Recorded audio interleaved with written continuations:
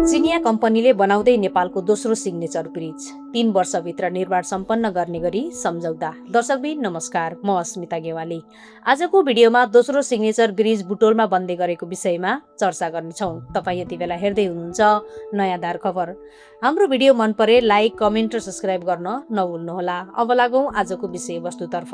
महेन्द्र राजमार्गको सबैभन्दा व्यस्त र रणनीतिक मानिने बुटोल गुर्सिङ्गे सडक खण्ड अन्तर्गत रूपन्देहीको तिनाउ नदीमा निर्माण हुन लागेको अत्याधुनिक सिग्नेचर ब्रिजको ठेक्का चिनिया निर्माण कम्पनीले पाउने निश्चित भएको छ।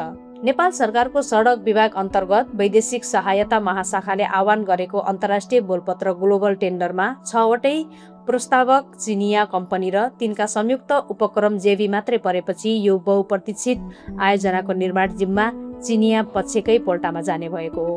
तिनाउको पुरानो र जीर्ण पुलका कारण दैनिक ट्राफिक जाम र सुरक्षा जोखिम खेपिरहेका बुटोलका लागि यो पुल सडक पूर्वाधार मात्र नभई पश्चिम नेपालकै नयाँ पर्यटकीय र आर्थिक ल्यान्डमार्क बन्ने दावी गरिएको छ। विश्व बैंकको ऋण सहयोगमा निर्माण हुन लागेको यो पुलका लागि सडक विभागले करिब 2 अर्ब रुपैयाँ लागत अनुमानसहित गत मङ्सिर अन्तिममा टेन्डर आह्वान गरेको थियो। सडक विभाग वैदेशिक सहायता महाशाखाका सिनियर इन्जिनियर सुरेश पौडेलका अनुसार अहिले सहभागी कम्पनीहरूको प्राविधिक पक्षको मूल्याङ्कन अन्तिम चरणमा पुगेको छ।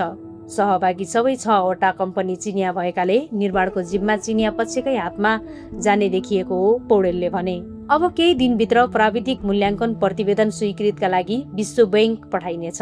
त्यहाँबाट सहमति आउन साथ आर्थिक प्रस्ताव खोलेर अन्तिम निर्णय प्रक्रिया अघि बढ्छ।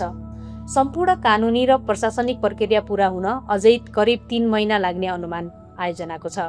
यस अन्तर्राष्ट्रिय प्रतिस्पर्धामा नेपालका स्थापित क वर्गका निर्माण व्यवसायिकहरूले चिनिया कम्पनीहरूसँग संयुक्त उपक्रम जेभी गरेर बोलपत्र बुझाएका छन्। बोलपत्र पेश गर्ने मुख्य कम्पनीहरूमा चाइना फर्स्ट हाइवे इन्जिनियरिङ, पोलिचाङदा इन्जिनियरिङ र आनह इसिन्जियान होल्डिङ ग्रुप रहेका छन्। त्यस्तै जिसिजिसी र आरसिसीले जेभीका प्रस्ताव हालेका छन्। नेपाली निर्माण बजारमा चिनिया शर्मा एन्ड एएनकेले चिनिया कम्पनी जेडआइसिसीसँग तथा कालिका कन्स्ट्रक्सनले सिआरइजिसीसँग जेभी गरेर बोलपत्र बुझाएका छन्।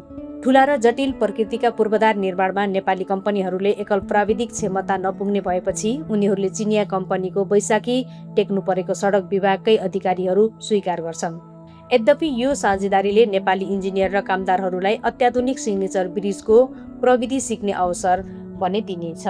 प्रस्तावित सिग्नेचर ब्रिजको डिजाइन परम्परागत आरसिसी वा ट्रस पुलभन्दा बिल्कुलै फरक, आधुनिक र कलात्मक हुनेछ। करिब 266 मिटर लामो हुने यो पुल 4 लेनको हुनेछ। हाल गाडी गुडिरहेको विक्रम सम्वत 2038 सालमा बनेको पुरानो 2 लेनको पुललाई यथावत राख्दै त्यसको उत्तर र दक्षिणतर्फ थप 2 लेनका नयाँ पुलहरू निर्माण गरिनेछ।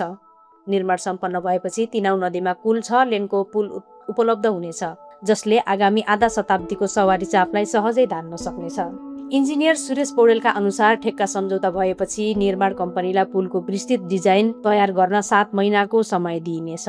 सम्झौता भएको 7 महिना डिजाइन र त्यसपछिको 3 वर्षभित्र निर्माण सम्पन्न गर्ने गरी सम्झौता हुनेछ, पौडेलले थपे। निर्माण कम्पनी छनौट भएपछि सम्झौता गरी कार्यान्वयनको अन्तिम जिम्मा बुटोल गुर्सिङ्गे सडक आयोजना कार्यालयलाई दिइने सडक विभागले जनाएको छ। सरकारले पूर्व पश्चिम राजमार्ग अन्तर्गत देशका 2 प्रमुख नदीहरू नारायणी र तिनाउमा सिग्नेचर ब्रिज निर्माण गर्ने योजना एकैसाथ अघि बढाइएको थियो।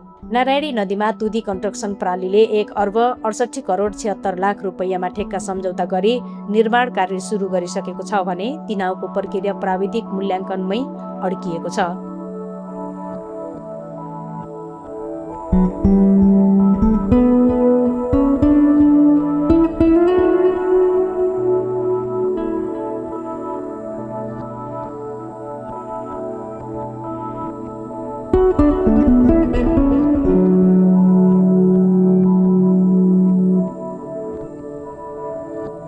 Thank you.